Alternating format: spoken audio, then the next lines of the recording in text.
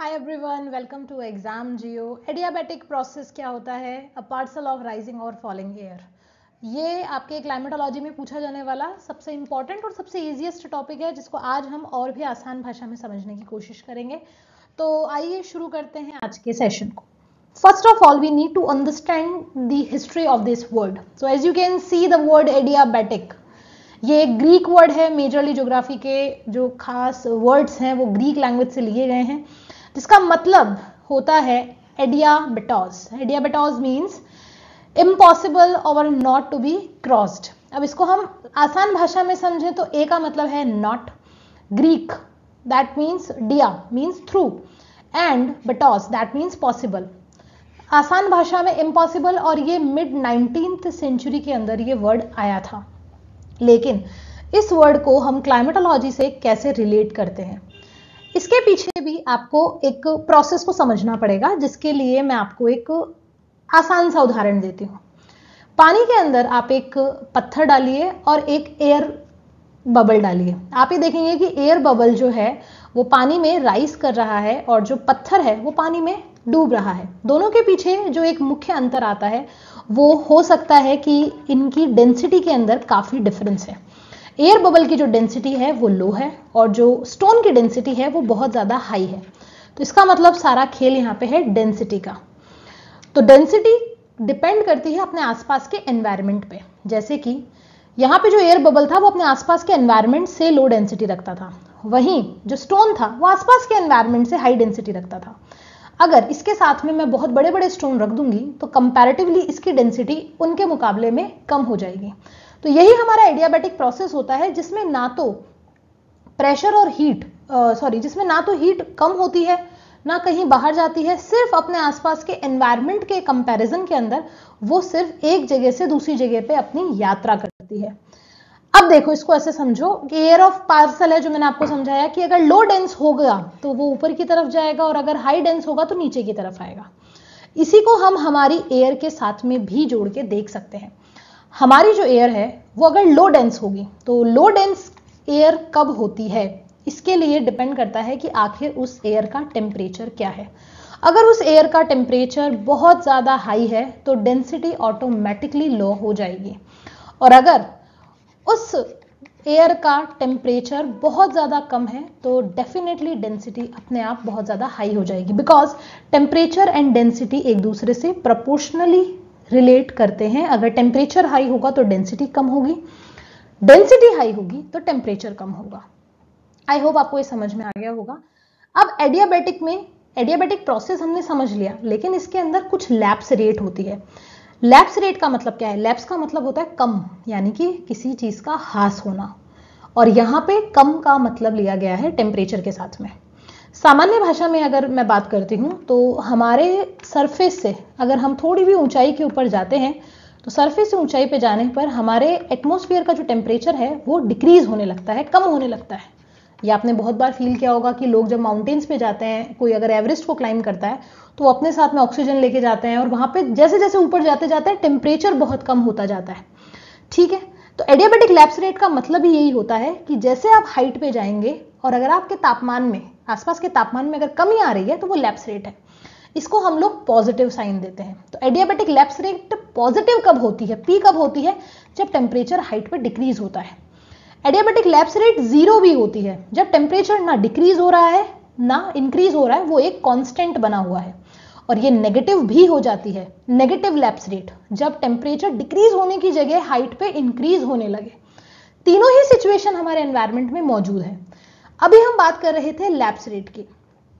तो adiabatic lapse rate temperature के rising, या हम ये बोल सकते हैं उसके बढ़ने या कम होने की दर को बताता है। नेगेटिव लैप्स रेट हो सकती है और पॉजिटिव लैप्स रेट हो सकती है।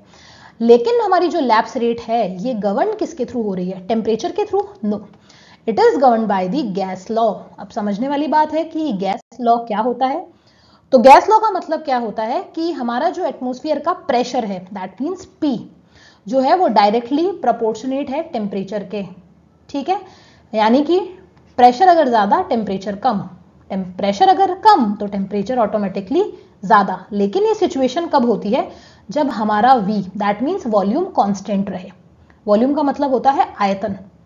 अब इसका उदाहरण आप एक अच्छे एग्जाम्पल से देख लीजिए।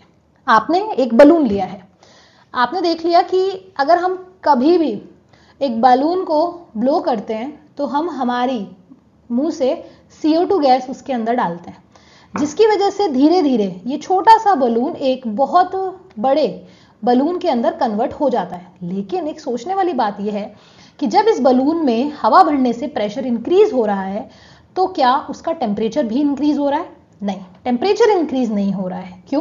क्योंकि इसका वॉल्यूम कांस्टेंट नहीं है। पहले ये छोटा सा था, अब ये बड़ा हो गया है, तो वॉल्यूम कांस्टेंट नहीं है। दैट मीन्स कि यहाँ पे एडियाबैटिक प्रोसेस काम नहीं करेगा। वहीं मैं अगर बात करूं, एक दूसरा उदाहरण लूं, व्हीकल ट्यूब, यानी हम जो गाड़ियां यूज करते हैं साइकिल से लेके हवाई जहाज तक, उसके अंदर एक व्हीकल ट्यूब होता है, मतलब टायर होता है। टायर में हवा की जरूरत तो पड़ती ही है। तो जब उस टायर में हम हवा भरते हैं तो ये एक एडवाइस दी जाती है कि इसको अगर आप बहुत ज्यादा भरेंगे तो ये टायर फट सकता है, लेकिन कम करेंगे तब भी काम नहीं चलेगा, क्योंकि इसको एक पर्टिकुलर रिक्वायरमेंट है गैस की। तो हमेशा ज्यादा टायर को बहुत ज्यादा बढ़ने की एडवाइस नहीं दी जाती है। क्यों? क्योंकि जब ये टायर रोड के ऊपर चलता है तो रोड के ऊपर टायर के चलने से रोड में और टायर में आपस में फ्रिक्शन क्रिएट होता है। दो चीजें, वस्तुएं आपस में एक दूसरे से टकराएगी तो रगड़ लगेगी, जिससे गर्मी बनेगी, फ्रिक्शन क्रिएट होता है। और अगर ये गैस पूरी तरीके से भरी रहेगी तो वो फ्रिक्शन ज्यादा क्रिएट होगा और उसकी वजह से टायर फट भी सकता है। अब यहाँ पे टायर क्यों फट सकता है और यहाँ पे क्यों टेम्परेचर इंक्रीज हो रहा है? जब हमने बलून का एग्जाम्पल लिया था तो टेम्परेचर इंक्रीज नहीं हो रहा था, लेकिन यहां हो रहा है बिकॉज टायर का जो ट्यूब है, इसका जो वॉल्यूम है गाइस, इट इज कांस्टेंट। ये कांस्टेंट है, ये बलून की तरह नहीं है कि पहले बहुत छोटा था, गैस भरी तो बड़ा हो गया। ये बिना गैस के भी यही साइज का था और अभी भी यही साइज का है। ठीक है, तो इसको हम लोग क्या बोलते हैं? ये एक सिंपल सा हमारा गैस लॉ होता है कि टेम्परेचर और एयर प्रेशर में डिफरेंस कब आता है? जब वॉल्यूम कांस्टेंट रहती है, जैसे कि टायर वाले एग्जाम्पल में। ठीक है, अब हम हमारा एग्जाम्पल लेते हैं कि भाई मैम अब एडियाबैटिक लैप्स रेट को थोड़ा सा क्लियर कीजिए। तो इसको हम एक हमारे उदाहरण के जरिए क्लियर कर सकते हैं। सबसे पहले आप एक सिचुएशन को देखिए, ये हमारा नॉर्मल सरफेस है। ठीक है, अब इस नॉर्मल सरफेस के ऊपर ये है एयर। ये एयर धीरे धीरे कहां जा रही है? हाइट के ऊपर जा रही है। जैसे जैसे ये हाइट के ऊपर जाएगी वैसे वैसे नीचे मौजूद जो प्रेशर है, यानी हमारे एटमॉस्फेयर के नीचे एयर प्रेशर ज्यादा होता है और ऊपर जाता है तो कम होता है। क्यों? क्योंकि भारी गैसें नीचे रहती है। तो जैसे जैसे ये ऊपर जाती जाएगी वैसे वैसे एयर प्रेशर कम होता जाएगा, जिसकी वजह से हवा जो है वो ऊपर जाके पूरे तरीके से खुली हो जाएगी और अलग हो जाएगी, जिसकी वजह से इस हवा का जो टेम्परेचर है वो भी क्या होने लगेगा? कम होने लगेगा। क्योंकि हाइट बढ़ रही है, टेम्परेचर गिर रहा है, हवा का टेम्परेचर कम होने लगेगा। और कम होने के साथ में क्या होगा? यहां पे जैसे जैसे ये हाइट पे जाएगी तो ये अपने पहुंचेगी ड्यू पॉइंट के ऊपर, यानी ओसांग बिंदु। ये वो बिंदु होता है जिसके आगे हवा में कैपेसिटी नहीं होती अपने मॉइस्चर को होल्ड करने की। तो वो सामान्य रूप से क्लाउड का फॉर्मेशन करेगी और उस क्लाउड के फॉर्मेशन से यहाँ पे क्या होगी? कंडेंसेशन होगा, रेनफॉल होगी।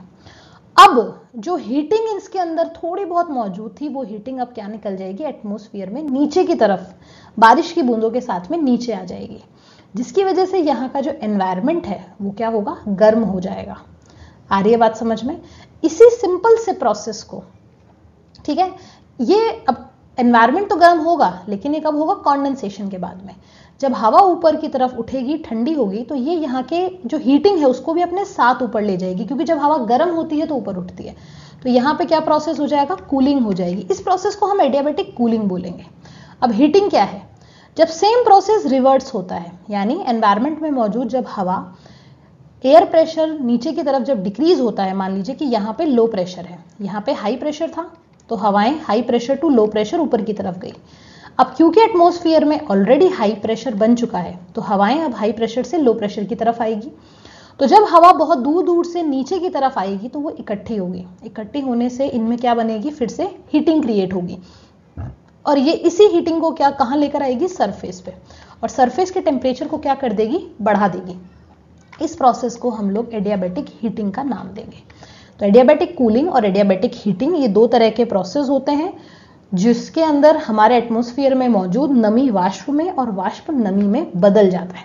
अब ये दो तरह की होती है दोस्तों, ड्राई एडियाबैटिक और wet adiabatic lapse rate. Adiabatic lapse rate differentiate करी जाती है। ड्राई एडियाबैटिक का मतलब होता है कि जिसमें fall in temperature with altitude for a parcel of dry unsaturated air. दो तरह की हवा होती है, सैचुरेटेड और unsaturated. Saturated is like a full stomach. आज आपने बहुत पेट भर के खाना खाया है, तो अब आपको और इच्छा नहीं है कुछ खाने की, ना आप खा सकते हो बिकॉज आप फुल हो. और एक होता है एम्प्टी स्टमक, जिसमें आपको बहुत ज्यादा भूख है, तो उस वक्त आपको कुछ भी मिलेगा तो आप खा लोगे. तो ऐसी हवा होती है. जब हवा के अंदर मॉइस्चर पूरा होता है, यानी अब उसमें और कैपेसिटी नहीं है मॉइस्चर को होल्ड करने की, तो उसको हम सैचुरेटेड बोलते हैं. और अनसैचुरेटेड मतलब ड्राई हवा, जो बिल्कुल सूखी है और उसमें आप कितना भी मॉइस्चर अभी ले आइए वो उसको एब्जॉर्ब कर लेगी. तो जो यहाँ पे वर्ड आया है अनसैचुरेटेड एयर, तो जब हवा अनसैचुरेटेड यानी उसमें नमी नहीं है, तो वो ड्राई एडियाबैटिक को रिप्रेजेंट करेगी. और अगर उसी हवा के अंदर प्रॉपर नमी है, तो वो वेट एडियाबैटिक को रिप्रेजेंट करेगी.